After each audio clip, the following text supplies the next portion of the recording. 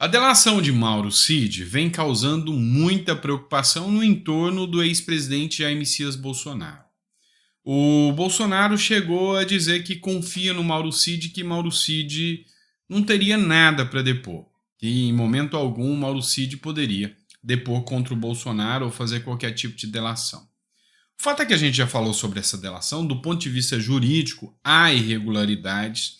A PGR se manifestou contrariamente, ou seja, a PGR falou que essa delação não é válida, jogaram o Ministério Público de lado, mas a delação segue e hoje Mauro Cid está falando. O plano, o projeto, o intuito, o objetivo é pegar o Mauro Cid e fazer com que mostre que Bolsonaro tem a ver com o 8 de janeiro. Mostra que Bolsonaro tinha um plano de dar um golpe de Estado e, com isso, aplicar todos aqueles crimes que o pessoal do 8 de janeiro respondeu lá, que o pessoal pegou. Então, já há quem diga abertamente, inclusive o próprio UOL fez uma matéria falando sobre isso, não lembro se o Sakamoto ou outra pessoa da UOL, que o Josias de Souza, que falou que Bolsonaro viu uma prévia do que vai encarar, ou seja, 17 anos de prisão. E aquilo ali foi uma antecipação do que o STF prepara para Bolsonaro. Não esquece de dar o like, curtir, compartilhar. Me ajuda aí, tá? Rumo a 1,5 milhão de seguidores. E a gente vai falar sobre essa pauta aqui. Vou explicar para vocês o quanto isso é arriscado e temerário para o Bolsonaro. Vamos chegar aqui para você entender. Essa matéria aqui foi no Correio Brasiliense, então eu sempre cito a fonte para vocês. Em delação, Cid diz que Bolsonaro consultou militares sobre golpe no país.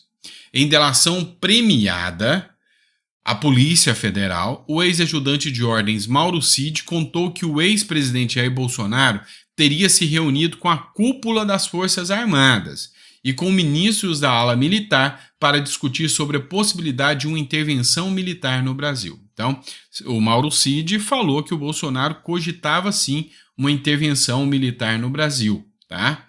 Segundo o relato, o próprio tenente-coronel participou da reunião em que foi discutida uma minuta golpista. O então comandante da Marinha, o almirante Almir Garnier dos Santos, teria se manifestado favorável à proposta, mas o plano não foi aderido pela alta cúpula militar.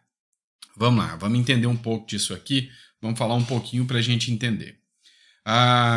Segundo eles, o Felipe Martins, que era assessor direto do Bolsonaro, fez a minuta, redigiu um texto, uma minuta, entregou nas mãos do Bolsonaro e o Bolsonaro levou isso para a cúpula do Exército.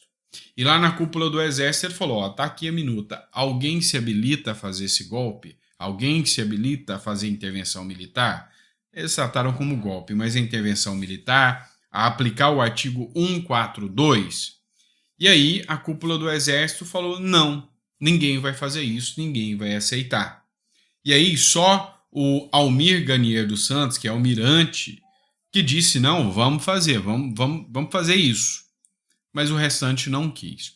Isso aqui já é medida suficiente para que vocês vejam, em pouco tempo, alguma medida de vinda do Alexandre de Moraes. O almirante Garnier provavelmente pode responder por isso. O problema é que mexer com peixe pequeno, mexer com gente da Sabesp, mexer com entregador, com um jornalista aqui, outro ali, que é de direita, que não tem apoio, clamor da grande mídia, do grande consórcio, está tudo bem.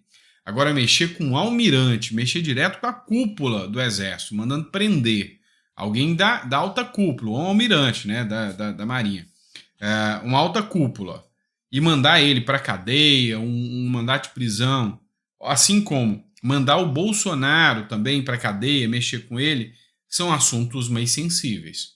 O intuito deles sempre foi Bolsonaro preso, só que eles estão agindo meticulosamente, procurando o melhor momento, meticulosamente para encontrar o melhor momento para que isso aconteça. E aí eles querem pegar todo o entorno de Bolsonaro. Tanto é que vem a matéria do Metrópolis também.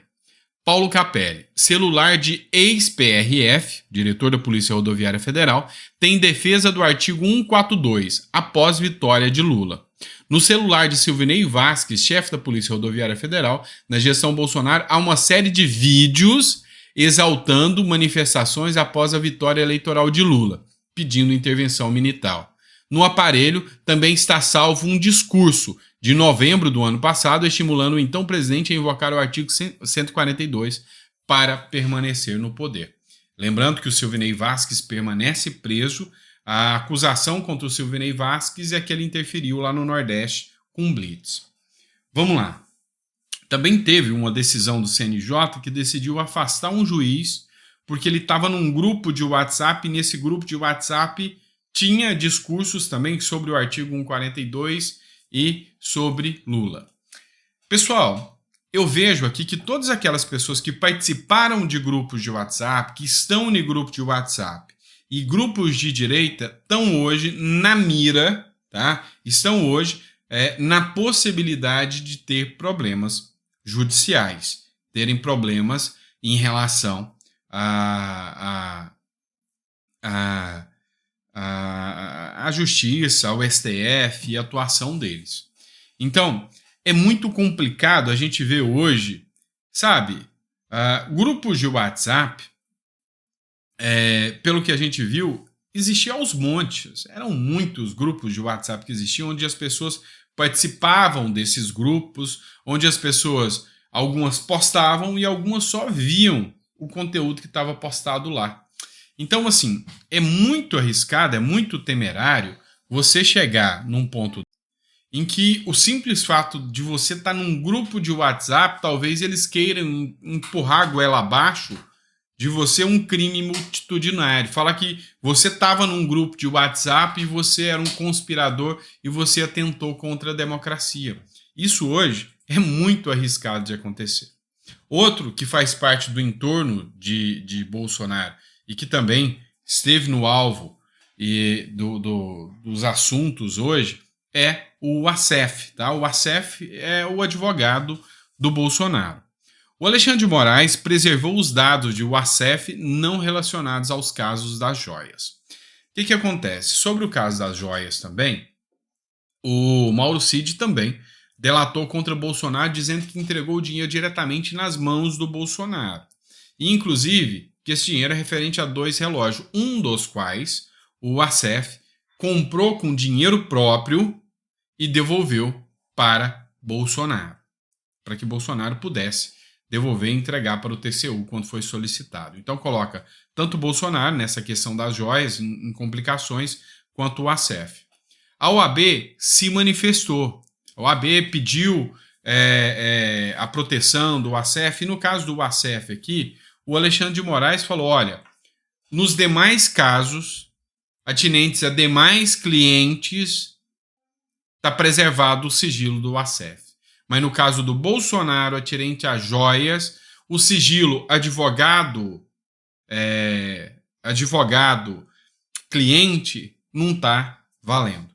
É lógico, a gente não é bobo, a gente sabe muito bem o porquê disso aconteceu. Imagina o precedente, se outros, o Assef que advogava para vários políticos, se outros advogados de políticos começarem a ser alvo agora e terem que expor todos as conversas, o diálogo, e se isso vaza na imprensa, se isso chega na mão da imprensa, ou seja, você vai pescar muito mais, né? No expedition fishing lá, ou seja, na pescaria de prova vai sair peixe que você não esperava, sai até peixe-espada da história. Então, é um tanto quanto complicada essa questão do Assef aqui, e também a grande possibilidade que o Assef vai ser incriminado aqui também, no caso das joias, tá? Vamos lá, pessoal. Tem uma matéria que eu preciso trazer para vocês aqui, mudando um pouco o foco, que é essa matéria do Metrópolis do Guilherme Amado. Dias Toffoli ignorou a lista de infrações do Apio ao anular suspeição. Vocês devem estar sabendo o que aconteceu, eu já falei sobre isso com vocês. Tinha o juiz da Lava Jato, o Apio, e o Apio foi colocado dentro da Lava Jato, ele que é militante petista, o Apio. Então, fazia, como juiz, na condição de juiz, até fez doação para a campanha política do Lula. Se fosse um outro juiz que se manifestasse pró-Bolsonaro e fizesse doação pró-Bolsonaro, com certeza hoje ele já estava cassado. Não tem nem o que falar. Mas no caso aqui, o Apio foi afastado. Foi afastado pelo TRF, ou seja, pelo Tribunal Regional Federal. Por quê? Por várias irregularidades. Ameaçou filho de ministro, movimentou processos de forma um tanto quanto duvidosa em relação à Lava Jato, e é por isso que o TRF o afastou. O Toffoli mandou que ele voltasse. De certa forma falou, não é competência do TRF. Quem tem que analisar isso é o Conselho Nacional de Justiça. Que bom que o Conselho Nacional de Justiça manteve o Apio afastado, manteve ele fora. Só que ninguém está acreditando, não está colando essas narrativas em relação às pessoas. Ninguém está acreditando nesse ataque à Lava Jato, a não ser a grande militância petista. Pessoas sérias, pessoas morais não acreditam nem um pouco nesses argumentos contrários à Lava Jato. E é aqui que essa matéria se tornou interessante, porque o Guilherme Amado falou, olha, é um absurdo o que está acontecendo. O Toffoli, eu decidi, ignorou várias infrações que o juiz Apio tinha no âmbito da Lava Jato, e mesmo assim manteve ele lá, tinha um monte de irregularidade. E impunia as irregularidades que Moro fazia. Isso é contrassenso, ou seja, isso é hipocrisia das brabas. É isso que fala essa matéria do Guilherme Amado aqui. Então, no final das contas, a gente sabe que a sociedade brasileira tá passiva, mas não está tolerando isso que está acontecendo. Não desce garganta abaixo de ninguém a situação que está acontecendo em relação à Lava Jato. O que aconteceu na Lava Jato não foi apagado. Ninguém acredita nessa história, tá bom? Beleza, pessoal? Obrigado por ter ficado até o final do vídeo. A gente volta daqui a pouco com mais conteúdo para vocês, tá bom? Grande abraço e até o próximo vídeo.